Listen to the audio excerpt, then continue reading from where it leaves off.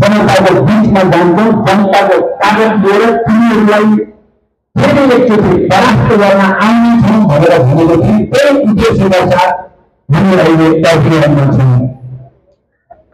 आदरणीय जनसमुदाय, हुलाकी मार्ग हाम्रै कारणले पछिल्लो चोटि अगाडि बढेको मार्ग हो, जसको वरिपरि झन्डै 1 करोड गरीब मजदुर किसानहरू बस्छन्, सबै देशभक्तहरू बस्छन्। त्यो ठाउँमा हामीले उनीहरूका कुरा सुनेर आयौँ र अहिले मध्यकालीन लोकमार्ग हुँदै अस्ति हाम्रो केन्द्रीय आधार इलाकाको रूपमा पहिलेदेखि परिचित जाजरकोट, रुकुम पश्चिम, रुकुम पूर्व, धरहरे र अहिले रोल्पा जो आधार इलाकाको केन्द्रको पनि केन्द्रको रूपमा यो खदान रहेर थियो, हामी त्यही आइपुगेका छौँ र हामीले एउटा नयाँ प्रेरणा यहाँबाट लिन चाहेका छौँ।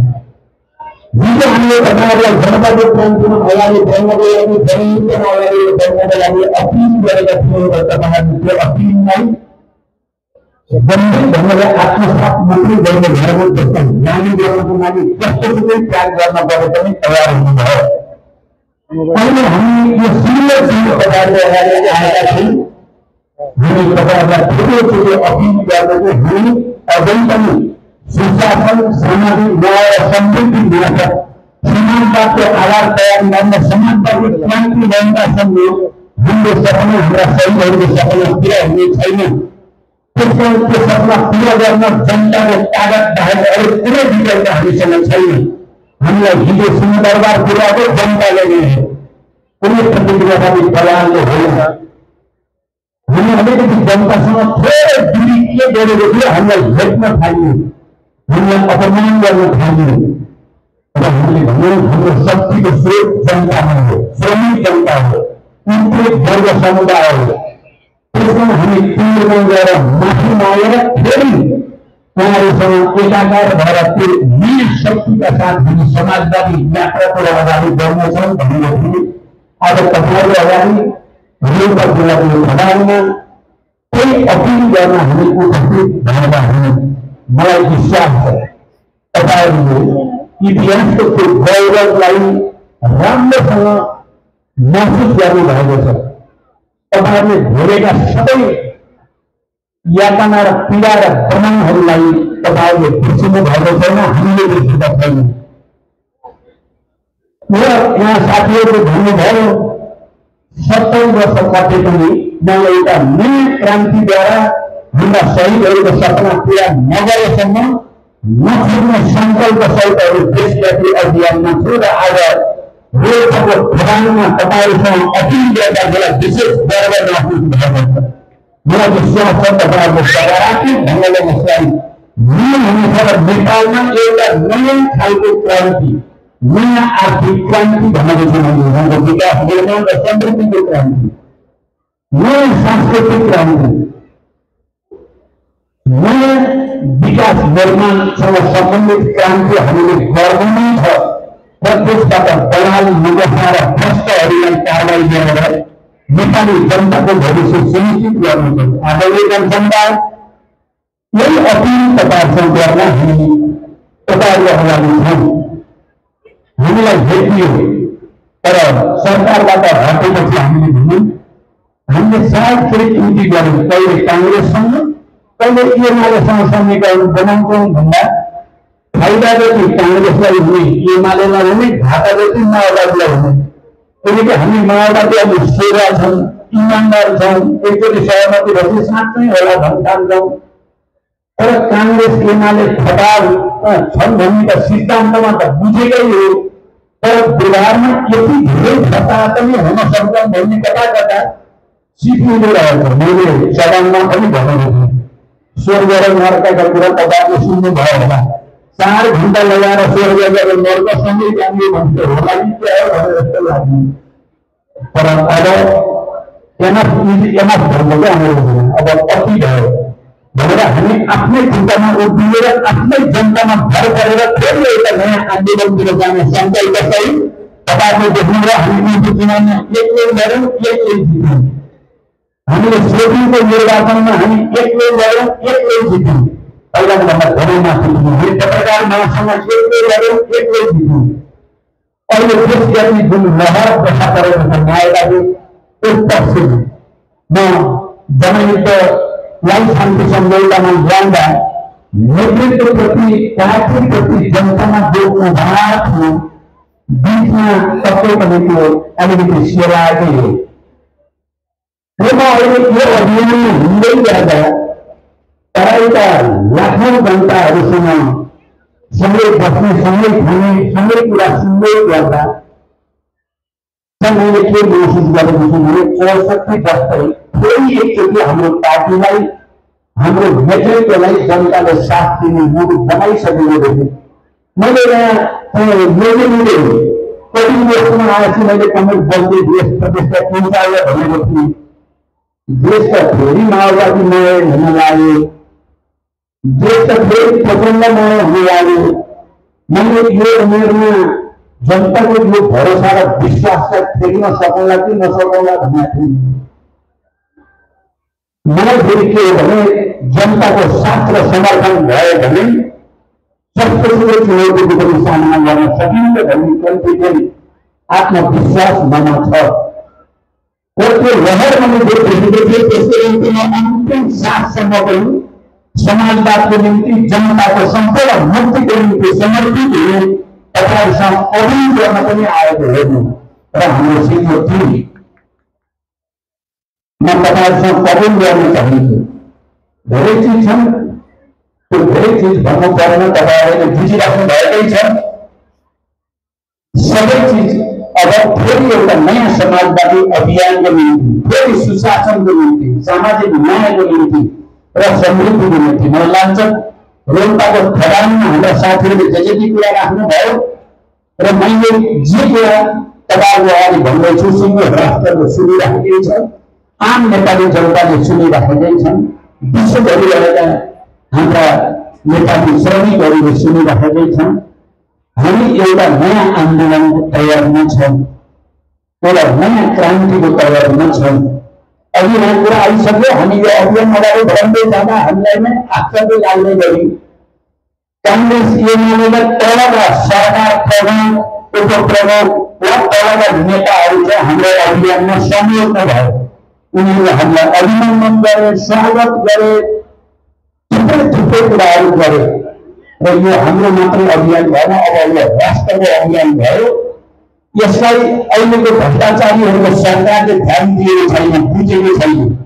जसरी हिजो जनयुद्धको तयारी गर्दा र जनयुद्ध सुरु गर्दा यिनै पार्टीका नेताहरू सरकारमा थिए र उनीहरूले भन्थे 3 महिनामा यिनीहरूको जनयुद्ध भन्ने हावा निस्किन्छ, जितिन्छन् भन्थे, तर हामी सिद्धियौँ। अहिले त लाखौँ करोडौँ जनताको बिचमा हामी पुगेका छौँ र जनताको साथ समर्थन हामीलाई प्राप्त हुँदै गएको छ। अझै पनि हामीले खबरदारी गरेका छौँ, चुनौतीको साथ भनेका छौँ, तिनीहरूको भ्रष्टाचारलाई रक्षा गर्ने, भ्रष्टाचार गर्ने, जनतामाथि चाहिँ निरङ्कुश शासन लाग्ने कोसिस गर्यो भने हाम्रो यो खबरदारी विशाल जनसङ्घर्षमा परिणत हुनेछ। मैले भन्ने गरेको छु, विगतमा पनि भनेको छ, भनेको मात्रै छैन, हाम्रो गरेको पनि छ। तपाईँलाई सबैलाई सम्झना होला, म पहिलोचोटि गणतन्त्र नेपालको प्रधानमन्त्री हुँदा मध्य पहाडी लोकमार्ग र अघि साथीहरूले भने जस्तो उत्तर दक्षिण कोरिडोर र हरेन जस्तो बनाएर नेपाल राष्ट्रलाई एकताबद्ध गर्ने विजन सहित प्रस्तावित गरेको मार्ग हो मध्य पहाडी लोकमार्ग। अहिले जो कोरिडोरहरू बन्दैछन् उत्तर दक्षिण, त्यो हामीले नै त्यति बेला प्रस्तावित गरेको हो। यहाँलाई थाहा छ कोरिडोर हामीले 30,000 दिन 64 सालमा 30,000 दिन भनेको अहिलेको 3 लाख 4 लाख 5 लाख बराबर हुन्छ। त्यो निर्णय गर्ने निर्णयबाट हामीले सुरु गरेको गणतन्त्र सरकारको यात्रा यति तपाईँले सम्झिदिनु होला। दोस्रो पटक प्रधानमन्त्री हुँदा तपाईँलाई थाहा छैन, लोड सेडिङका कारण आतङ्कमा बाँचेको नेपाललाई लोड सेडिङ मुक्त बनाउनको लागि हामीले सेटिङ गऱ्यौँ, कोमन घिसिङ जस्ता कर्मचारीलाई सेट गऱ्यौँ र हामीले लोड सेडिङ मुक्त नेपाल बनाउने मन्त्रीमण्डलको टिमलाई हामीले त्यही अनुसार अगाडि बढायौँ। यति तपाईँहरूले सम्झिराख्नु भएको छ, सम्झिराख्नु होला। र त्यति बेला देशको चाहिँ एकता के हुने भन्ने ठुलो चिन्ता थियो। मधेसमा आन्दोलन थियो, संविधान जो घोषणा भयो त्यसमा असन्तुष्टि जाहेर गर्दै ठुलो आन्दोलन थियो। मलाई कसैले त्यसलाई रोक्न सक्ने ताकत थिएन अरूसँग। त्यो माओवादीको नेतृत्वमा दोस्रो पटक हामी प्रधानमन्त्री भएको बेलामा पटक संवाद गरेर संविधान संशोधनको प्रस्ताव दर्ता गरेर उहाँहरूलाई पनि विश्वासमा लिएर लोकतान्त्रिक निर्वाचनको प्रक्रियामा व्यवस्था गरेको हुनाले राष्ट्रिय एकता सुदृढ भएर आज हामी राष्ट्रिय विभाजनको कुनै खतरा देख्दैनौँ। यसरी हामी सतर्कता हुनैपर्छ। विदेशी ताकतहरू सबैमा गरिरहेछन्। तपाईँले दोस्रो कार्यकालका यी तिनवटा कुरा मात्रै सम्झिनु भयो भने यी युवान्तकारी छन्, ऐतिहासिक छन्। तेस्रो कार्यकालको कुरा हाम्रो वरिष्ठ उपाध्यक्षले अहिले राम्रोसँग बाँकिसक्नु भएको छ। सुशासन, सामाजिक न्याय र समृद्धिका विचारहरू गर्नुभएको छ। यो कुरा तपाईँ हामीले जनताको बिचमा फैलाउनुपर्छ र माओवादी केन्द्रले मात्रै यो देशमा सुशासन, सामाजिक न्याय र समृद्धिको यात्राले समाजवादको यात्रासँग जोड्न सक्छ। माओवादी बलियो हुँदा यो देशका सबै महिलाहरू बलियो हुनेवाला छन्, भएका छन्। माओवादी बलियो हुँदा यो देशका सबै दलितहरू बलियो हुनेवाला छन्, भएका छन्। माओवादी बलियो हुँदा आदिवासी जनजातिहरू बलियो हुनेवाला छन्, विगतमा थुप्रै उत्पत्ति कृषि कार्य प्राप्त भएका छन्।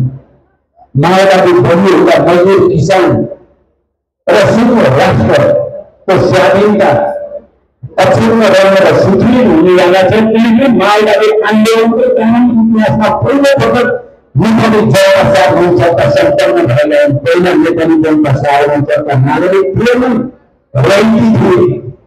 वंशवादी सामन्ती निरङ्कुशतावादीहरूका रैती दास जस्तो मानिन्थ्यो र संविधानको स्रोत व्यक्तिलाई हुनुहुन्थ्यो, वंशवादी राजा महाराजाहरूलाई भनिन्थ्यो।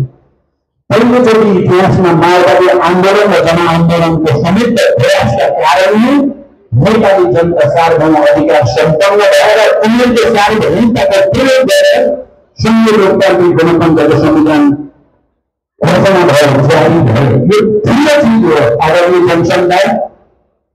अब हामी चाहन्छौँ कि हामी नेपालमा योभन्दा अगाडि जानु जरुरी छ। हामीले त्यति बेला भनेका थियौँ यो संविधानमा धेरै अमल छन्, तर यो पूर्ण छैन। हामीले भन्दा भन्दै पनि अन्य पार्टीहरू सहमति नजनाएको हुनाले तत्कालको स्थितिमा हामीले केही सहमति गरेका थियौँ। तपाईँलाई थाहा छ, हामीले भनेका थियौँ प्रत्यक्ष निर्वाचित कार्यकारी राष्ट्रपति अनिवार्य छ यदि यो देशमा आन्तरिक स्थिरता जोडिने भने र अनि समानुपातिक निर्वाचन प्रणालीलाई पूर्णता दिन जरुरी छ। यदि यो देशमा भ्रष्टाचारीहरूले चुनाव जित्ने, करोडपति अरबपतिले चुनाव लड्न सक्ने, जित्ने, जनताका छोराछोरीले नजित्ने व्यवस्थाको अन्त्य गर्ने हो भने हामीले त्यसो गर्न जरुरी छ भनेर हामीले त्यति बेलै भनेका थियौँ र अब समय आएको छ। हामी त्यो चिजलाई पुरा गर्नु छ र मात्रै हाम्रो क्रान्तिले पूर्णता प्राप्त गर्दै समाजवादतिर जानेछ। आज लोकताको खराबमा इतिहासका ती अविस्मरणीय क्षणहरूलाई सम्झना गर्दै खराबको महानतालाई फेरि एकचोटि विश्वव्यापी रूपमा स्थापित गर्ने, देशव्यापी रूपमा स्थापित गर्ने प्रतिबद्धता सहित समाजवादको नयाँ यात्रामा पनि हाम्रो केन्द्रीय आधार इलाका रोल्पा, रुकुम, पूर्व पश्चिम, जाजरकोट, सङ्गम र देशभरि यो मध्य पहाडी लोकमार्गमा जो हामी हिँडिरहेका छौँ त्यो हाम्रो सबै नै जनयुद्धको आधार इलाकाहरू हुन्। यो चाहिँ केन्द्रीय आधार इलाका हो। हामी त्यो आधार इलाकामा भ्रमण गर्नेछौँ। यसको विशेष अर्थ छ, विशेष महत्त्व छ। हामीले सबभन्दा मानव विकासको सूचकाङ्कमा पछि परेका मधेसी जनताको बिचमा गएर त्यहाँ हामीले एउटा जागरण गर्ने कोसिस गर्यौँ भने हिजो जनक्रान्तिमा अग्रणी भूमिका खेलेको मध्य पहाडी लोकमार्ग जो हामीले नै निर्माण गरेर र यो अगाडि आयो, त्यो ठाउँमा तपाईँहरूसँग आउनुको हाम्रो तात्कालिक एउटा नयाँ अभियान यो देशलाई जरुरी छ। राजनीतिक स्थायित्वको निम्ति, विकास र समृद्धिको निम्ति, सुशासन र सामाजिक न्यायको निम्ति। अब कतिपय मानिसहरूले हामीलाई फेरि घुम्दै फिर्दै त सरकारमै जाने होला। अघि त्यहाँ रुकुम पूर्वमा एकजना बुद्धिजीवीले प्रश्न गर्नु भएको थियो, सबै उस्तै त हो नि भनेर मैले भने। अनि लोड सेडिङ अन्त्य गराउनु भनेको उस्तै, लोड सेडिङ कायम गरेर पूर्ण भ्रष्टाचार गर्ने उस्तै हो। भ्रष्टाचारका माथि कारबाही गर्ने भनेको उस्तै, भ्रष्टाचारी पनि उस्तै हुन् भनेर भनेको थियो मैले। हामी जनताका मान्छे हौँ, तपाईँहरूका छोराछोरी हौँ, तपाईँहरूले माया र भरोसाबाट एउटा ठुलो जनताकारी क्रान्तिका हामीले सम्पन्न गरौँ। अर्को एउटा नयाँ क्रान्ति नयाँ तरिकाले हामी अगाडि बढाउँदैछौँ।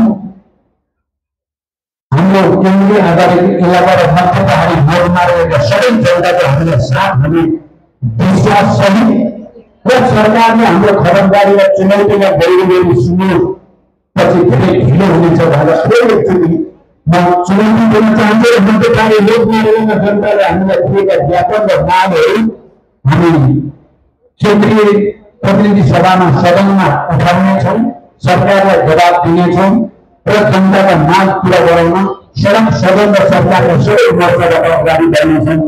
यो विश्वास तपाईँलाई दिलाउँदै एउटा नयाँ युगको निम्ति फेरि तपाईँहरूसँग अघि बढेर दिनको धन्यवाद। अभिवादन, लाल सलाम।